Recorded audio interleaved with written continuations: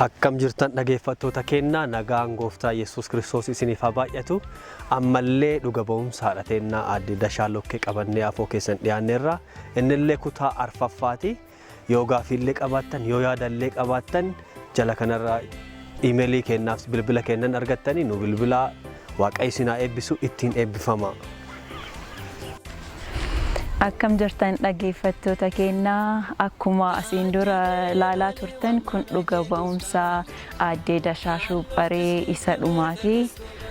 Akka dhaggeeffattanii ittiin eebbifamtanii abdii goonaa kun isa dhumaa waan ta'eef gaafii yoo qabaattanillee koomentiilee kennuu yoo barbaaddan nu barreessaa nu gaafadhaa waan biraas dhaga'uu barbaaddan nu bilbiluu dandeettanii Waaqayyo gooftaan isin haa eebbisu fayyaa ta'a. Bitamte ijoollentee abbaa maqaa keetiif jecha yaadadhu ammaa garbummaa bitamte ijoollentee. Xiqqaadhi see taa'e wixinee iyyee hizbii walii yaa'ee kaasii dhufu.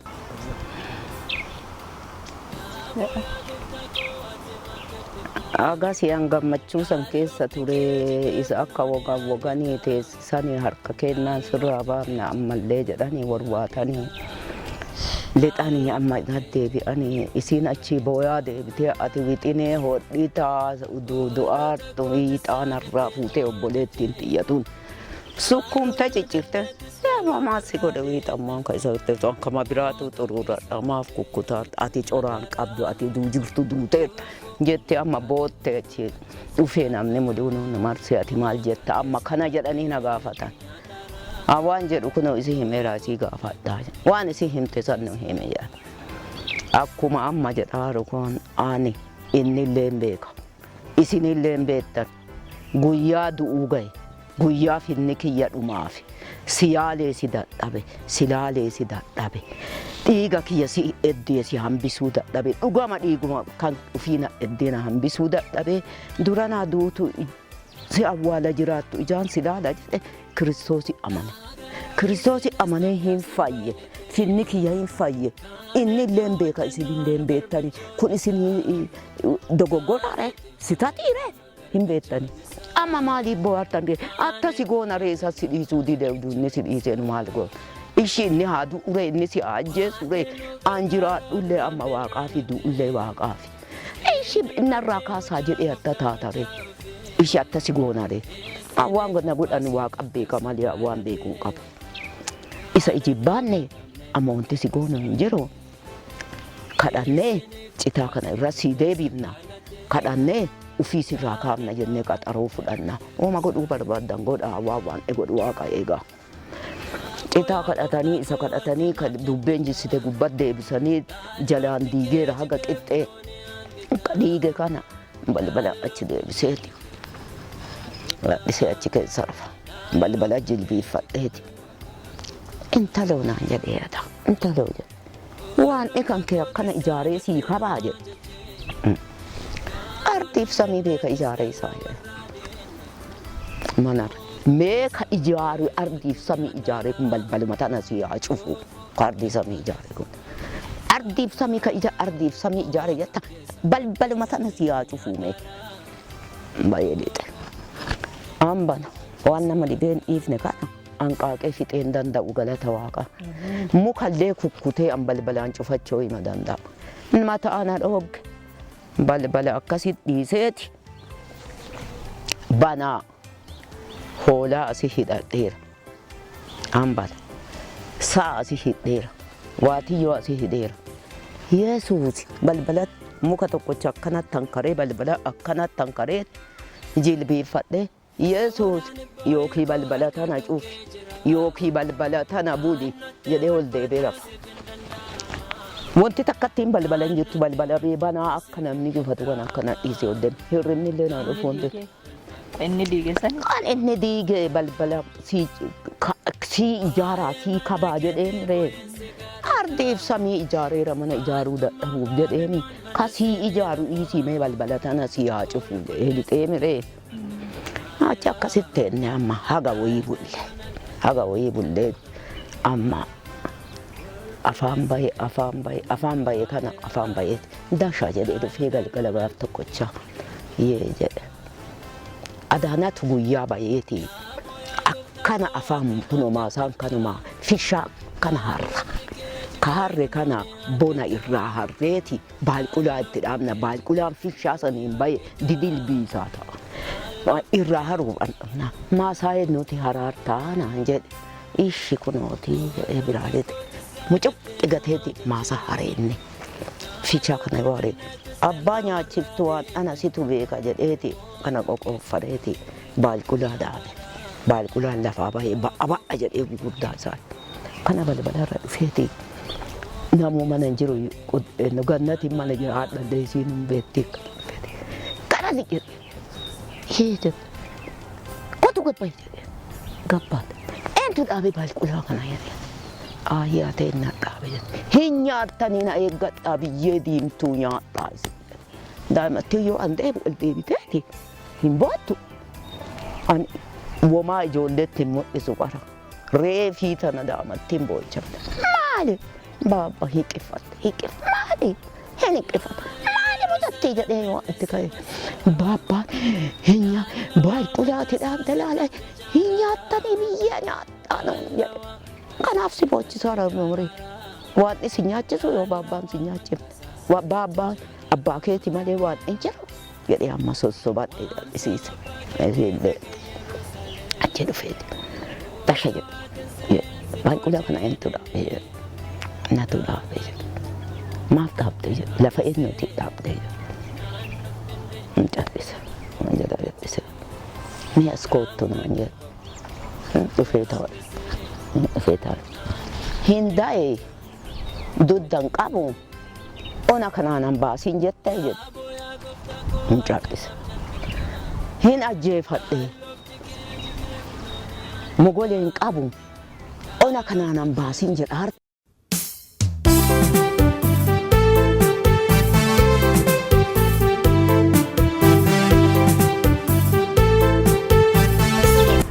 seenaa duraa waan ni godhe yoo lakkoofne hin geessinu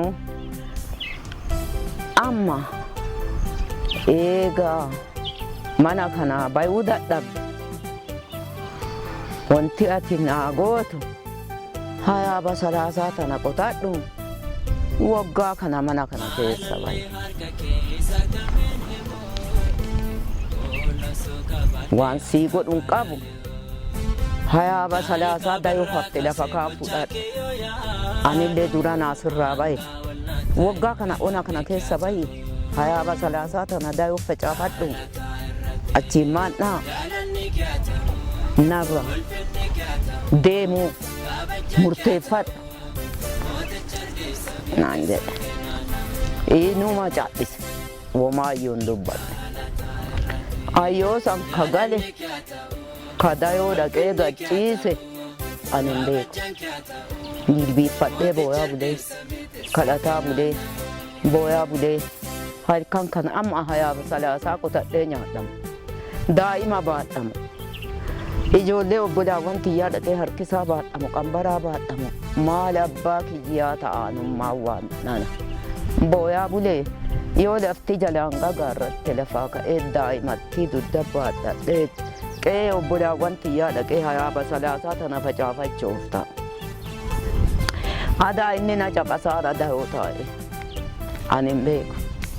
Yoo akkana gabbayee akkanuma asuma amannee akkanuma gabbayee na amma namaa bineensa ta'aatti lafti. Daashaa jedhe bar jedhee na'ee akkana dhaaban. Mee as gori jedhe akkana itti deemee bira dhaqe. Waan eda siin jedhe saniin mammaaka tokko dhageettee jedhe na caal'ise. Intalti abbaa manaa ajjeefatteeti booya dhattee galtee booya takka hagagale qaabadhe jettee booya takka hagagale qaabadhe maasaa sirraa fudhadhe oolchaa sadii oolchaa afurii siin jedhee hin dubbanne hayaaba salaasaa facaafadhu siin jedhee hin dubbanne kaa oolchaan sadii afurii finna horachoo dide hayaaba salaasaan finna horachuu naaniin jenne.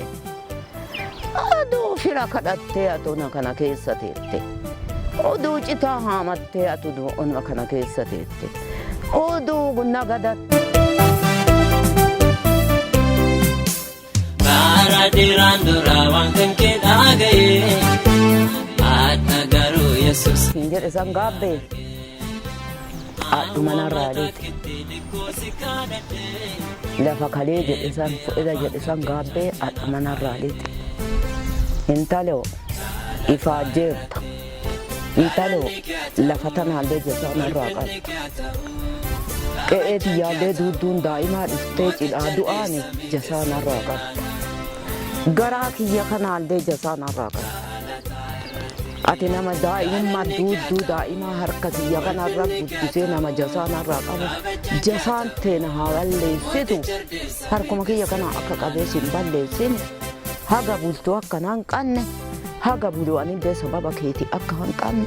Nama gumaallee an akka hin taane. Ati ilmatti illee fuudhee intalallee gurgureera. Namni ifaa jeen badaaru se'e. An biyya matana si nyaadhee narraa ol ka'e. An si dhiisaa hin jiru nyaadhu itti dhuge. An yoo qara harka keetiin qabdee gabbuuftee sibiila narra keette. Akka ati na ajjeeftu ani hin beekne. An akka ati na ajjeeftu adda beeka. Hayaaba salaasaan na horadhitti af gaabbite. Akka ati na ajjeesuu murteessite ati. Hashuu akkuma si ajjeesuu ratummaan qabeette. Isii naa wallaaltee na ajjeeftu. Galee dhakaatti tokkotti erbee tokkotti algaa kiyyallee ona qodaa kiyyallee ona itti cufeet ol ka'ee heelleen daa'imman tiyya fudhadhe balbala tana qoree mana itti cufeet akka waan deebee fudhadhu algaa irra bulullee qoreen itti cufeet ol ka'ee bayee daa'imman tiyya fudhadhe waan dhana jedhe pooyintiin tiyya kana galanne si waaqa haga waan dhana. Ati ka Daani'eeliin boolla leencaatitti leencarraa cufte nama kanaaf biyya kana narraa qabuun dadhabne waan na barbaadduuf qabda. Na jalaa deemi hangara dhaquun beeku mana seenu finna torbaa kana qabadhee saddeeteef onnaa. Nama torbaa kana nama saddeetaa kana qabadhee hangara seenuun beeku na jalaa beenu si faana beenu. Ulfinni kee ta'u, kabajaan kee ta'u, mooticha ardeessa miidhagsa keenana. Gocha kana narraa dhooguun dadhabne kaleenca afaan cuftu maarree ansi faana bahe jedhee mana kiyya cufadhee na jalaa beenu jedhaa Kiristoosiin faana bahe. Nama saddeetaa kanaan dafa seenuun qabu. Mana seenuun qabu gara qajeeluun qabu warra kiyya qajeeleen danda'u abbaa kiyya qajeeleen danda'u haadha kiyya qajeeleen danda'u bayee muka keessa bade shaggulleen gara kiristaanni jiru ilaala. Badee beellillee asitti hafe deennillee asii hafe daarrillee asii hafe cinqiinillee asii hafe laga kana gamanatti hin ceene. Wanti anta asii bahe amma laakka'een dhaqqabu. Guyyaa tokkochaan beelaa jenne guyyaa takkatti si himuu dhaqqaba. Guyyaa takkatti warra dhaqee duraan bira bule sanitti dayoo tana buli. Dayoo tanatti guyyaa warqiise duugadhaa ooleeti galgala xorishoo tokkotti naa fidan. Intalti tun adaa isiin illee lafarraa hara baafachuu geetteerti. Guyyaa ijoollee tiyya naa nyaachisaa naa dhiqaa oolteeti. Goophee tana achi naa oofte an guyyaa warqii duugaa oolee goophee tana gala dayoo isaanii jira. Halkan xorishoo tokkotti naa fidde. Xorishoo tana ani dayee jira waan nyaadhuun qabu nama saddeeta achi galee garaa dhalaatiin daa'imattii ji'a lamaa tana qabadhee warqii keessa raffisee buutii irraa naa eegi. Dagandaa irraa naa eegi. Qorra irraa naa eegi. Jedhee urgee tana raffiseeti. Warqii duugaa oolee isii qabadhee galeeti harma afaan kaa'ee gachiisa. Maali beela'eemi? garaa kana micciiree naxal angaraa kana asii qabee haga asii hidhadhee akkasii oolee raqruuqa. Achi galgala maasaa warraa kana midhaan gahee marsee mana akkana balbalarra dhaabata. Keessummaan intala deettee jirti ta'amma mana galee tana dhuftee an hulluuqee nama waa hatee goladhu kadhaa dayootii yaggalee akkasii bule. Isiin xorishoo tokkotti naaf idduta irraanfatte. Keessummaa waliin nyaata nyaatanii dhuganii balbaltii isaanii ol fuudhanii yoo cufan karqa jedhee cufama. Balbala tana eegaa bulee gabbayii midhaan kana fottoffadhuu qorgadhu. Garaa beela'ee beeke. Gabbayii waa himatta boru yoo namichi gabbayeeru wayii na argita Kiristoosiif ari'amte hatte naan jedhani ani naatu akkanuma bule. Yoo warri balbalattii karqaa godhee cufate. Anillee gallufee balbalatii cufadhee jilbiifadhee ka quraan namaa erguu qabdu kaani. Haa an balbala tana hatuuf xorishoo tokkotti naa kennuu dadhabanii ani naatu yookiin beela kana narraa dhaabsisi.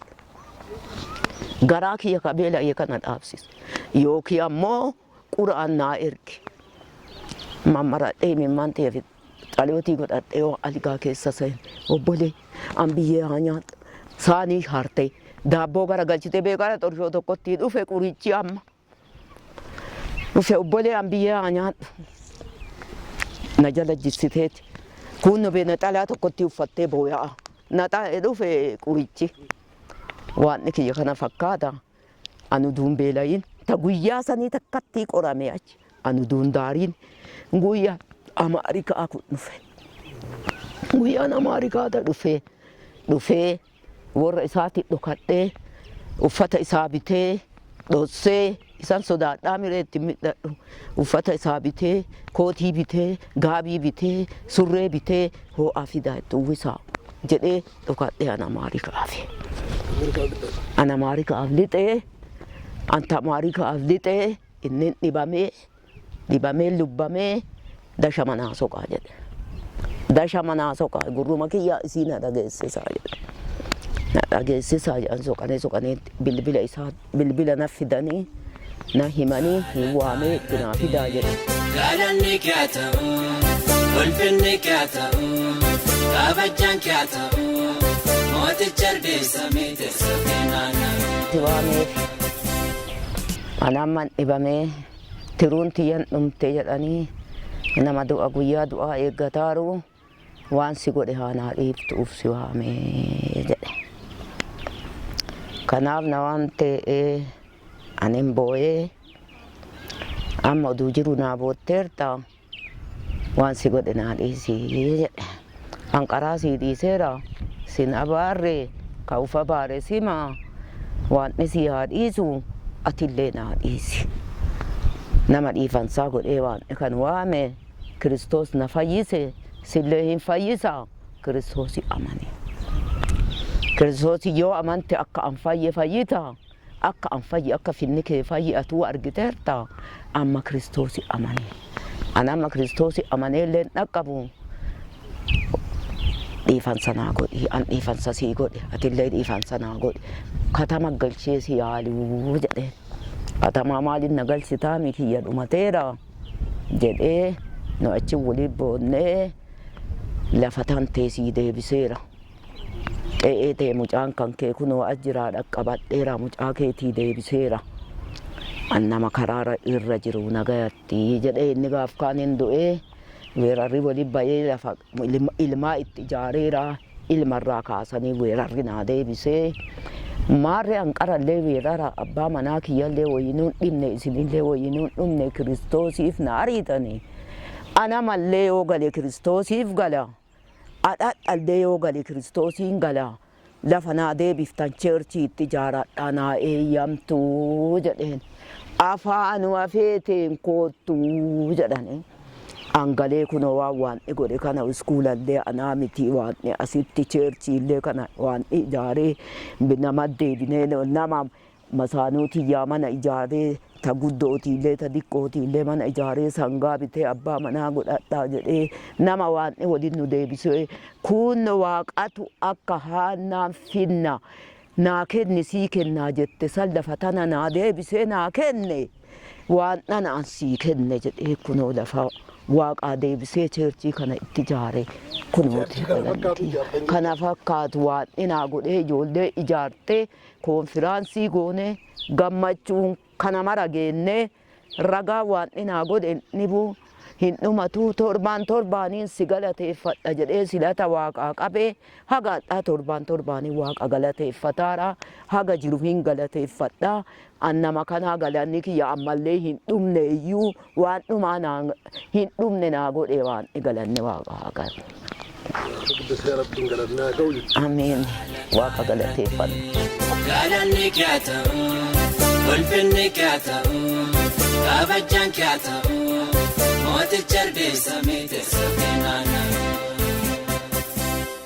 Guddaa goonee galateeffannaa isaan illee rakkoo keessa darban illee cincaa hundaa keessattuu ammoo kan namni hin darban jenne kan namni hin ce'an jenne hunda humni waaqa kasaa itti amanan ceesisee harka isaa kabaatee nama ni fannisaniin bu'aa bayii hundaa darbanii waan ammoo ijoollee tee nugusa jedhe godha ka jedhee waadaa galesan nugusa isaan godhe kunooti haala kanaan afoo isaa dhufanii ragaa waaqaa mi'aa waaqaa kawaa hundaa caalaa mi'aa san ammoo amma ragaa nu baanii ragaa kanaan martinuu warri dhageettanillee akka ittiin eebbifamtan akka gara amantii keessanillee gara waaqaa akka dhiyaattan abdii guddaa qabaa waaqayyollee sinaa eebbisu isaanillee umurii isaanii ammallee kana caalaa nu haa dheeressu amantii isaaniitiin cimanii aga dhumaa akka dhaabatan waaqallee isaanii kadhadhaa galatooma.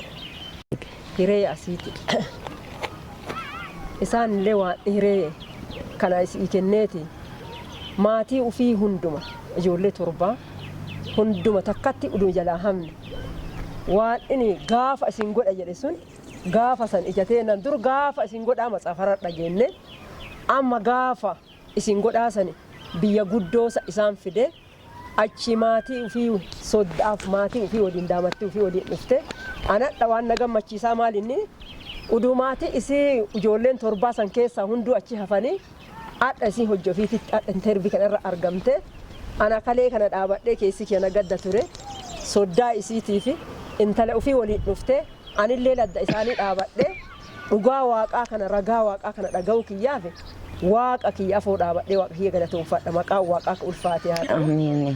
Adha kunoo beeti kiristaanii kana fakkaatu waan isi ijaare lafa dammoo dhabdee ari'amtee irraa baate irratti waaqaallee ka waan isii deebise waaqaallee deebifte waaqaallee kennite beeti kiristaanii kana fakkaatu waaqa isii ijaareef karaa addaatiin ana obboleettiin guddisee waaqa kiyya galatoomfadha maqaan waaqaa ka ulfaatee haa ta'u.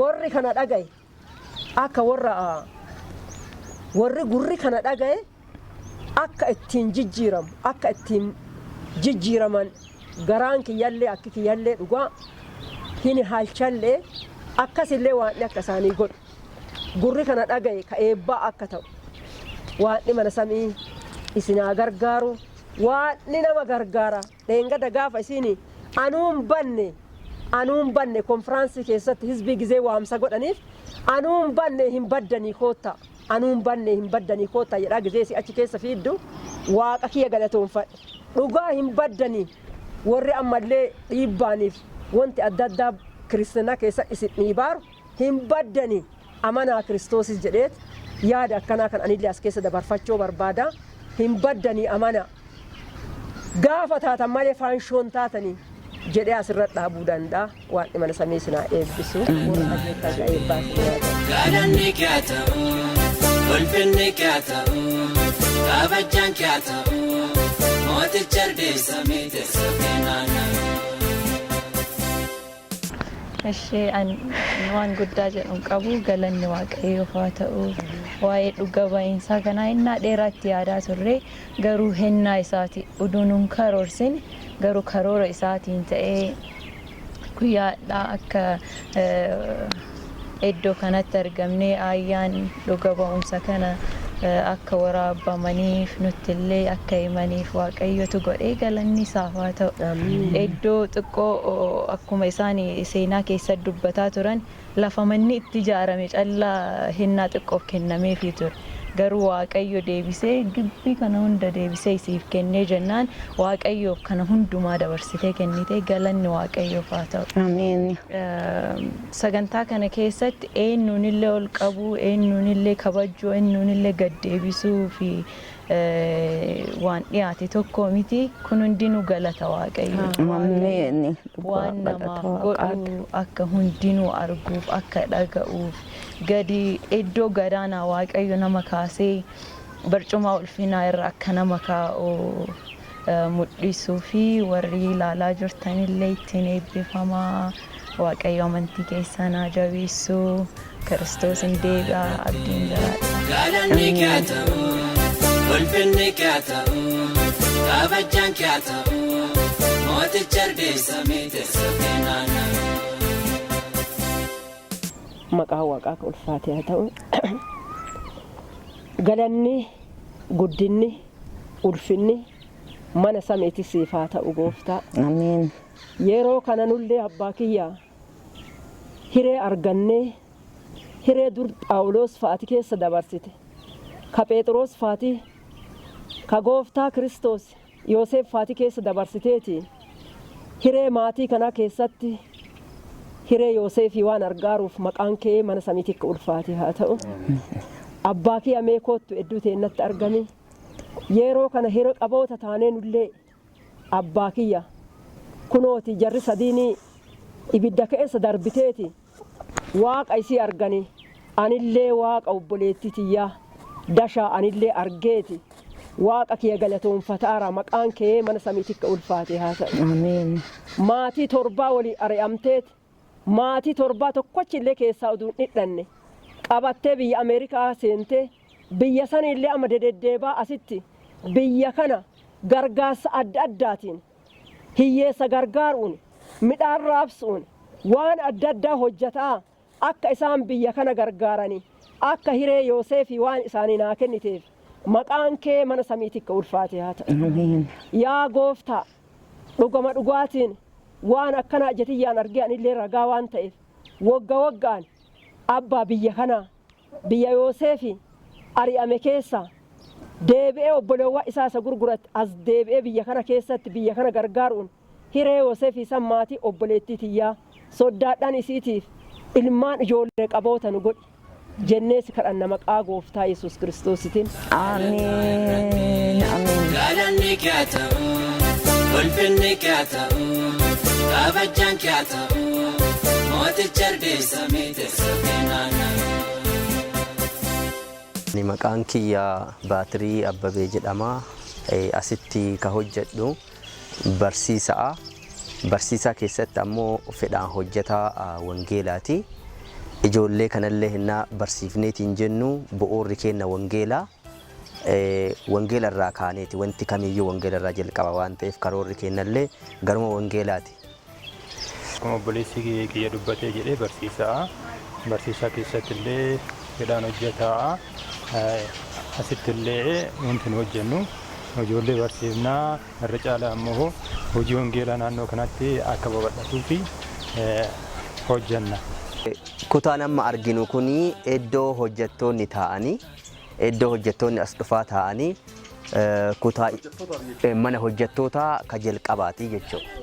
Itti aansinee kunillee mana hojjettootaaf ijaaramee ka arginu kunillee hojjettootaaf ijaarameetiin jedhee ammallee hojjettootatu keessa jira. Hojjettoota dabalataatiif ijaaramee kun ammoo cheerchii jalqabaati. Cheerchii jalqabaan dura cheerchii duraatu ture. Cheerchiin duraa sun jigee jennaan ijaarannee amma ammoo waaqayyo nu guddisee gara biraatti darbinee kunis cheerchii amma kilaasii biraa ta'eera iddoo. Kunillee mana barnootaati ka daa'imman keessatti barsiifnudha. Asillee jira. Mana barnootaa hojjettu mana barnootaa amantaati moo mana barnootaa qalamaati? Mana barnoota qalamaati kun mana barnoota daa'imman itti baratanii kan qalamaati jechuudha. Amantaallee wal faana barsiistanii jecha. As keessatti daa'imman hinnaa baratanii kilaasii kana keessatti kama qalamaa baratanii garuu ammoo wangeelallee baratanii baabiliillee barsiifnaa matsaafa qulqulluu irraa jechuudha. Pireedii tokko hin qabna. Kutaasanii kutaan kun ammoo jalqaba akka istaafiitti ijaarame akka istaafii hojjettoota asii ka barsiisota ijaaramee garuu ammoo daree dabalataa nu gaafatee jennaan amma barattootumaaf gadhiifne istaafii keenya gara biraa godhanneerra jechuudha. Baay'inni barattoota waan qabnuuf daree godhanneerra. Kunillee akkasuma kutaa tokko kutaan kun ammoo kutama barnootaati jechuudha. Barattoota kutaa akkasii irra jirra. Kun ammoo baay'ee waan namatti tolu aarsaa guddaallee ka irratti namoonni baay'een kafalaa turanii manni isa gadaa ka dura ol ture sun amma garanatti jijjiirannee waan baay'ee akka hojjetaa turree fi namoonni ammoo harka kanallee diriisaniitiin jedhanii waan isaan haa eebbisu markaba guddaa ijaaraniitiin jedhan kun cheerchii amma jiru jechuudha cheerchii. Inni kun akka duubarraa ilaalaa turree amma afoo isaati jechuudha cheerchiidha. Kunillee afoo isaa kan mul'atu cheerchii afoo haarawaa cheerchii haarawaa jechuudha. Duubnillee jira wantoota kanniin ammoo yoo fedha waaqaa ta'e baay'ee giriinii gochuuf yaadnee jirra waan inni haa gargaaru jenna. Waan kan keedhaa ga'ee adda garuu Yesuus ija kiyyaan argee awwaama takkitti dhikkoo si kadhadhee eebbi afaan kan kee caalchinaaf faayyatee jaalataa irratti galanni kee ta'u ulfinni kee ta'u. Kabajaan kee ta'u mooticha ardii samii teessoo keenan.